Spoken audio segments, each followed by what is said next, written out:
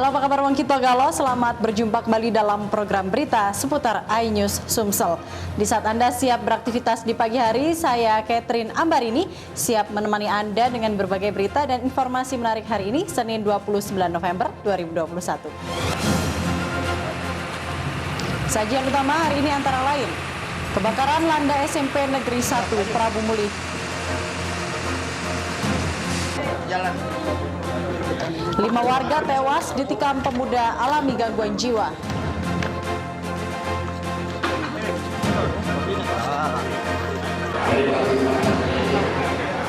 Dan jangan lupakan pedagang bakso mampu bangkit dari pandemi COVID-19. Pemirsa, inilah seputarnya Sumsel selengkapnya. Kita awali dengan informasi pertama, pemirsa. SMP Negeri 1 Kota Prabu Muli terbakar hingga membuat warga sekitar ketakutan setelah mendengar suara ledakan dari dalam gedung yang terbakar. Kebakaran diduga karena korsleting arus listrik. Video amatir milik warga memperlihatkan kobaran api membesar dan membakar bangunan gedung SMP Negeri 1 Prabu Muli, Jalan Mangga, Kelurahan Wonosari, Kecamatan Prabu Muli Utara, Kota Prabu Muli. Kebakaran diduga karena korsleting arus listrik. Dengan menggunakan ember, warga bahu-membahu mencoba memadamkan kobaran api sebelum petugas pemadam kebakaran tiba di lokasi. Kobaran api baru dapat dipadamkan sekitar 3 jam setelah 3 unit mobil pemadam kebakaran diterjunkan ke lokasi kebakaran dengan dibantu warga sekitar. Warga menyatakan kebakaran terjadi sekitar pukul 4.30 waktu Indonesia Barat. Sesaat sebelum terjadi kebakaran, seorang pengendara sepeda motor melihat asap tebal dari gedung. Jam 4 lewat, sudah azan subuh. Yang asapnya paling besarnya sudah azan subuh. Pertama sekali ketahuan gimana Pak? Yang ketahunannya tuh ada mungkin uang nak ke pasar kan, bawa motor keruntung itu, dia yang pertama ngelihat. Wakil Kepala Sekolah SMP Negeri 1 Prabu Muli Nur Aisyah Yani menyatakan, gedung yang terbakar merupakan ruang kepala sekolah, guru, dan ruang tata usaha. Kebakaran mengakibatkan banyak dokumen penting ikut hangus terbakar. Dokumen-dokumen penting. Yang tadi pingsannya ada dokumen dia yang belum diperiksa malah. Banyak dokumen laporan bendahara keuangan. Banyak. Berapa itu ada 2 lemari punya dia. Saat ini pihak kepolisian tengah menyelidiki penyebab pasti kebakaran yang meratakan gedung kepala sekolah tersebut dengan memanggil beberapa saksi. Dari Prabu Muli, Beri Brima, iNews melaporkan. Tragis, 5 orang tewas setelah ditikam pemuda diduga alami gangguan jiwa di Desa Bunglai, Kecamatan Kedaton, Peninjauan Raya, Ogan Komering Ulu. Korban tewas mengalami luka di tubuh akibat benda tajam. Warga Desa Bunglai, Kecamatan Kedaton, Peninjauan Raya, Oku, digegerkan dengan tewasnya 5 orang yang dianiaya pemuda diduga mengalami gangguan jiwa. Pelaku bernama Otori Effendi alias EF, warga setempat, menghabisi nyawa kelima korban secara membabi buta menggunakan sebilah pisau yang telah disiapkan di kantong belakang celananya. Setelah melancarkan aksinya, pelaku pulang ke rumahnya. Anggota Polsek Peninjauan yang mendapat laporan warga langsung menangkap pelaku di rumahnya, dibantu anggota Koramil Peninjauan dan warga setempat. Keempat korban dinyatakan tewas di tempat, sementara 1 korban sempat dilarikan ke rumah sakit namun nyawanya tak tertolong. Kasat Reskrim Polres Oku AKP Hilal Adi Imawan menyatakan pelaku telah ditangkap dan saat ini menjalani pemeriksaan intensif. Dari hasil interogasi sementara, pelaku mengaku menaruh dendam terhadap seorang korban. Sementara korban lainnya diduga hendak melerai dan berada di lokasi juga menjadi korban keganasan pelaku. Kronologis lengkapnya kami belum bisa sampaikan saat ini karena kita perlu melakukan pemeriksaan para saksi, mengumpulkan alat bukti dan pendalaman lebih lanjut. Polisi sendiri belum berani menyimpulkan apakah pelaku mengalami gangguan jiwa, termasuk modus pelaku saat melancarkan aksinya. Pelaku akan dilakukan pemeriksaan psikologis untuk memastikan kejiwaannya. Dari Ogan Komering Ulu, Widori Agustino, iNews melaporkan. Dan pemirsa, 5 korban penikaman seorang pemuda yang diduga mengalami gangguan jiwa di Kabupaten Oku dimakamkan. Pemakaman kelima korban diwarnai suasana haru. Suasana haru mewarnai pemakaman kelima korban warga Desa Bunglai, Kecamatan Kedaton, Peninjauan Raya, Ogan Komering Ulu. 5-nya merupakan korban penusukan seorang pemuda yang diduga mengalami gangguan jiwa. Kelima korban dimakamkan di tempat pemakaman umum desa setempat. Keluarga korban sangat terpukul dengan peristiwa penikaman yang menewaskan anggota keluarga mereka. Salah satu keluarga korban bahkan menangis histeris, tak mampu menahan kesedihan saat proses pemakaman korban. Kapolres Oku, AKBP Danu Agus Purnomo yang memimpin proses pemakaman kelima korban menyampaikan duka mendalam atas peristiwa penikaman yang menelan 5 korban jiwa. Saat ini kami terus mengumpulkan bukti-bukti dan informasi terkait dengan apa yang menjadi motif yang bersangkutan melakukan kegiatan tersebut atau perbuatan tersebut. Namun atas adanya indikasi gangguan jiwa ini perlu kami cek kembali. Peristiwa penikaman yang dilakukan Otori Effendi alias EF diduga mengalami gangguan kejiwaan, sempat menghebohkan warga. Pelaku menyerang kelima korban secara membabi buta menggunakan senjata tajam. Dari Ogan Komering Ulu, Widori Agustino, iNews melaporkan.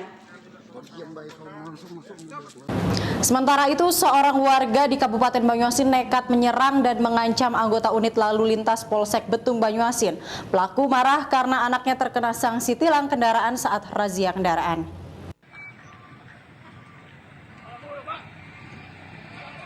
Video amatir warga ini memperlihatkan aksi penyerangan yang dilakukan seorang warga terhadap anggota unit lalu lintas Polsek Betung Banyuasin yang tengah menggelar razia kendaraan di Jalan Lintas Timur, Kecamatan Betung Banyuasin, Kamis 25 November 2021. Pelaku menyerang dan mengancam anggota Satuan Polisi unit lalu lintas Polsek Betung Banyuasin menggunakan senjata tajam. Dua anggota polisi yang saat bertugas, Bribka Anggano Friyudi dan Bribka Kusno, jatuh bangun tersungkur ke dalam parit akibat kejaran pelaku. Salah satu anggota polisi mengalami luka di bagian kaki dan tangan terkilir setelah berusaha menghindari kejaran pelaku. Insiden penyerangan terhadap dua anggota polisi lalu lintas ini dipicu sanksi tilang kepada anak pelaku yang saat itu mengendarai sepeda motor tanpa mengenakan helm. Saat dilakukan pemeriksaan, anak pelaku tidak membawa kelengkapan surat-surat kendaraan. Mungkin kita ketahui itu identitasnya yaitu Muhammad Nur. Setelah dilakukan penjelasan kepada orang tuanya tersebut, orang tua tersebut langsung berlari menuju kendaraannya, menuju mobilnya, itu bersama dengan 3 orang yang lainnya. Selanjutnya orang tua tersebut berusaha menyerang tugas karena merasa tidak senang. Polisi telah mengamankan pelaku penyerangan dan pengancaman terhadap 2 anggota polisi lalu lintas Polsek Betung Banyuasin. Saat ini pelaku masih diperiksa di Mapolres Banyuasin.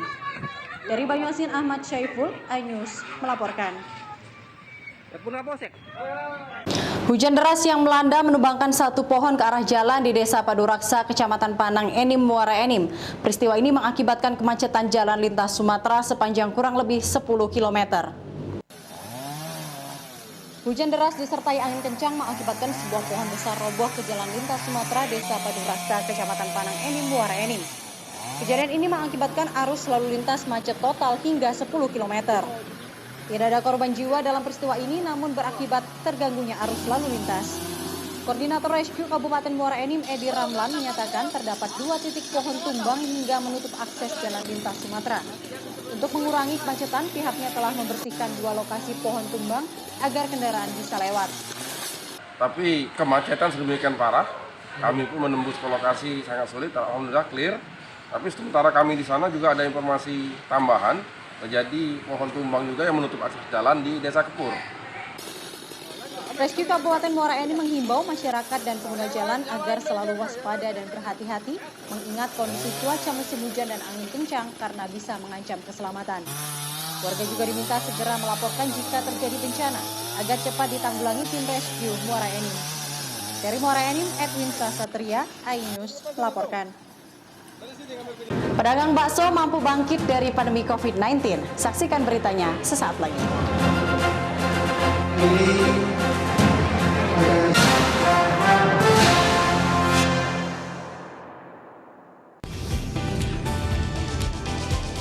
Atika Hasiholan yang lagi seneng banget karena ibunda Ratna Sarumpait akhirnya bebas bersyarat.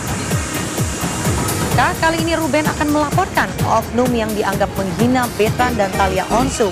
Digelar di kediaman Jennifer, pasangan ini sampai merogoh kocek ratusan juta rupiah demi menggelar pesta meriah.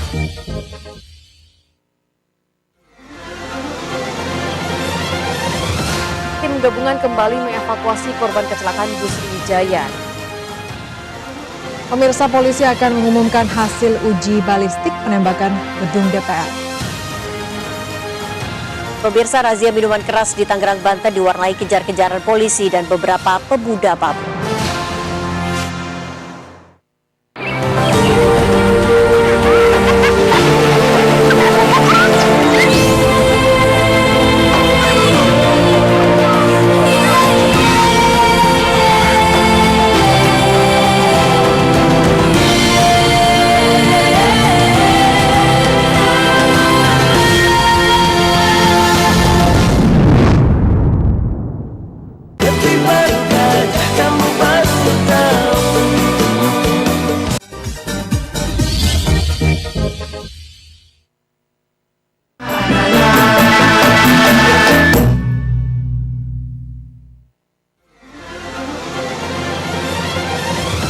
Tim gabungan kembali mengevakuasi korban kecelakaan bus Sriwijaya. Pemirsa, polisi akan mengumumkan hasil uji balistik penembakan gedung DPR. Pemirsa, razia minuman keras di Tangerang, Banten diwarnai kejar-kejaran polisi dan beberapa pemuda mabuk.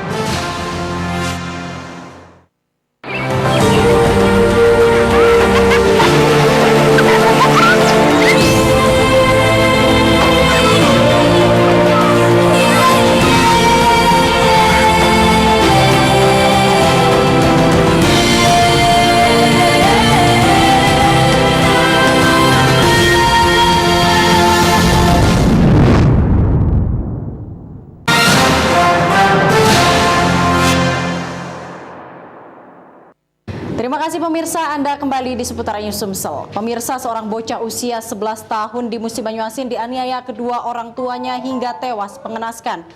Sang bocah dianiaya hanya karena masalah sering buang air besar sembarangan.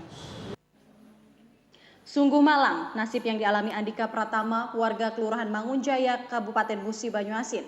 Bocah berusia 11 tahun ini sejak kecil mengalami keterbelakangan mental atau autis, tewas dianiaya kedua orang tua kandungnya sendiri.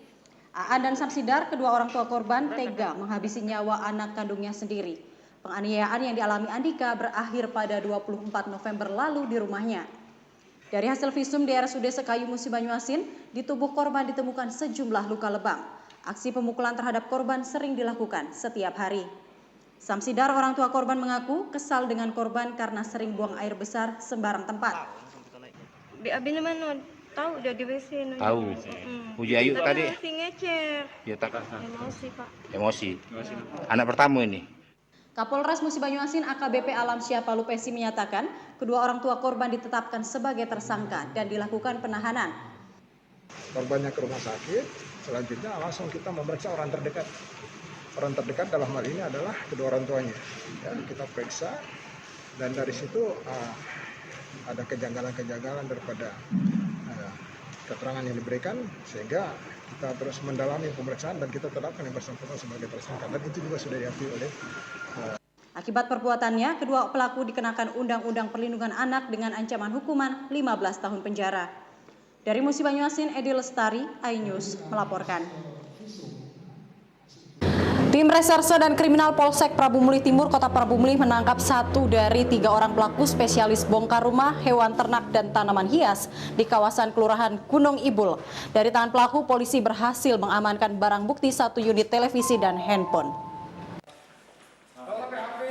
Juli Setiawan alias Oleng, warga Jalan Cepedak, Kelurahan Gunung Ibul, Kecamatan Prabu Mulih Timur, Kota Prabu Mulih ini ditangkap polisi. Pria yang tak memiliki pekerjaan ini mengaku telah 5 kali melakukan pencurian rumah dan ternak di wilayah Kelurahan Gunung Ibul. Setiap melakukan pencurian, ia bersama 2 rekannya yang tengah dalam pengejaran polisi masuk ke dalam rumah korban dengan cara mencungkil pintu dan jendela menggunakan obeng. Uang hasil curian digunakan untuk membeli sabu. Ya, dibeli saja bahan tadi, Pak. Apa itu? Sabu, Pak. Narkoba? Iya, Pak. Sudah lama korban narkoba? Ya, sudah pertama terbuang, Pak. Berapa biasanya kalau beraksi? Ya, sebelum 3, Pak. 3. Lu ikut lagi, kawan kau belum tangkap? Belum, Pak. Kanit Reskrim Polsek Prabu Mulih Timur, Ibda Haryoni, menyatakan pelaku merupakan residivis dalam kasus serupa dan menjalani hukuman selama 2 tahun di rumah tahanan kelas 2B Prabu Mulih. Untuk sementara yang kita tangkap ada 5 LP. 5 LP. Yang bersangkutan pernah menjalani hukuman residivis atau seperti apa ini?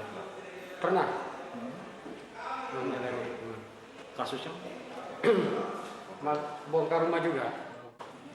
Akibat perbuatannya, pelaku dikenakan pasal tindak pidana pencurian dengan pemberatan dengan ancaman hukuman selama 7 tahun penjara. Dari Prabu Muli, Beri Brima, iNews melaporkan. Pemirsa, ratusan pedagang bakso dan pedagang pecel lele di Palembang optimis bangkit dan dapat melewati pandemi. Mereka berharap perhatian pemerintah dan semua pihak sehingga dapat mendorong bangkitnya usaha kelompok UMKM ini. Sekitar 800 pedagang bakso dari Kota Palembang yang tergabung dalam paguyuban bakso Solo Berseri dan pedagang pecel lele berkumpul di Gedung Perjuangan Wanita Jalan Kapten Ahmad Rifai, Sungai Pangeran, Ilir Timur 1 Palembang. Bagi para pedagang bakso di Kota Palembang ini, pandemi yang melanda Indonesia 2 tahun terakhir sangat berdampak terhadap pendapatan mereka. Penurunan omset para pedagang bakso sangat drastis dengan kemerosotan pendapatan mencapai hingga 75%. Dalam momen perayaan 30 tahun ulang tahun Paguyuban Bakso Solo Berseri, Ketua PBSB Tugimin menyatakan para pedagang bakso ke depan harus bangkit dan survive dari pandemi agar dapat memenuhi kebutuhan keluarga. Dukungan pun diharapkan dari pemerintah setempat agar dapat memberikan perhatian kepada para pelaku UMKM pedagang bakso untuk terus bertahan dan berkembang dalam melewati pandemi yang belum berkesudahan.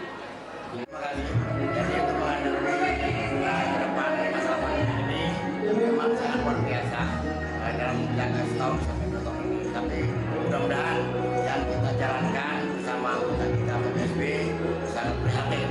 Tapi dengan catatan kita tetap sabar. Ketua DPRD Provinsi Sumatera Selatan RA Anita Doring Hati menghimbau dalam membangkitkan ekonomi terdampak pandemi perlu kolaborasi dari semua pihak, tidak hanya pemerintah daerah.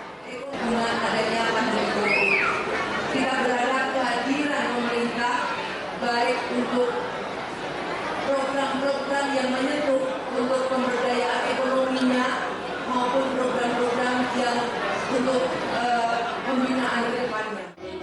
Sejumlah perbankan pun diharapkan dapat memberikan solusi berupa permodalan dalam mendukung berkembangnya laju perekonomian di Sumatera Selatan, Kota Palembang pada khususnya. Dari Palembang, Muhammad Rizal Levi, iNews melaporkan.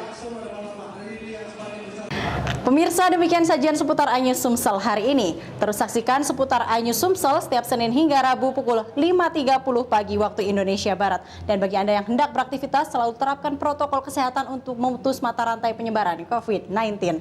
Saya Catherine Ambarini, sampai jumpa.